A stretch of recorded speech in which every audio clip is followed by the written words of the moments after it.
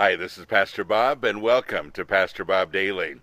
Someone wrote in and asked about revival and why it wasn't happening, why people aren't catching on with the faith, and why God isn't moving around the world. And, I thought it was an interesting statement because just the opposite is happening.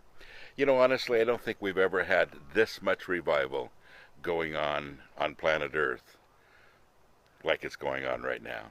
It's very exciting. But revival is an interesting thing. And one theologian was asked about revival, and he said, Somebody said, how do you get revival started? And he said, you draw a circle on the ground. And he said, then you step inside the circle. And he said, you begin praying for everyone inside the circle. And he said, when revival breaks out there, it'll break out everywhere.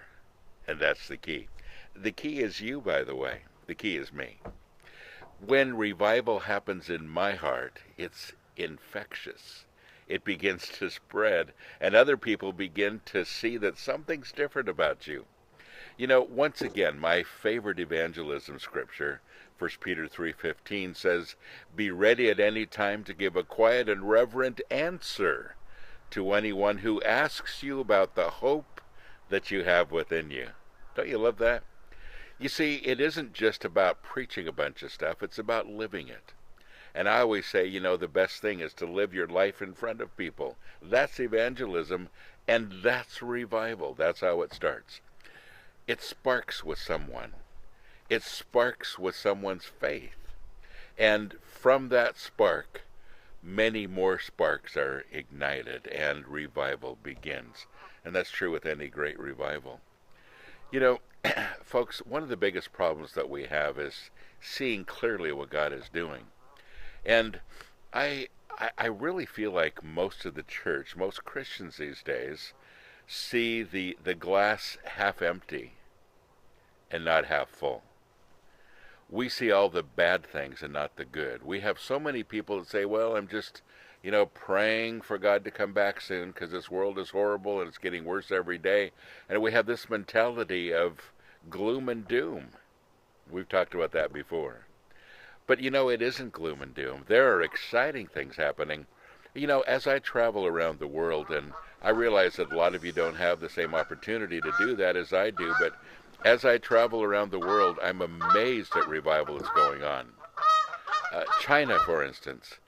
I thought it was incredible how many Christians are there and how many thousands and thousands of Christians that are people that are becoming Christians every single day there. And so many places around the world you see revival. Now, I understand the heavy metal community. I've been in it for a long time. I've worked with it for a long time. And so that's where my focus is. And, I've done so many festivals and I have the opportunity to speak at so many things involving heavy metal people. And I see huge revival in the heavy metal community everywhere. So many secular bands that are becoming Christians, members that are becoming Christians. The Christian bands that are just kind of getting some refocus and waking up and going out. And, at the beginnings of Christian metal, when there was only a handful of bands, it was pretty definite that we were keeping an eye on just a few people. But now it's thousands and thousands of bands out there that are, proclaiming the gospel. And I think revival happens that way.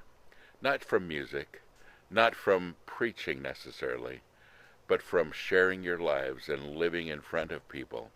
And that's how revival starts. So here's my advice for you today.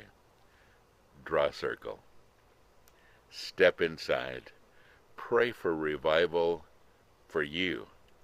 And folks, when you really start to experience revival in your own heart, it'll start everywhere else around you too. That's how revival works. God bless you. Have a great day.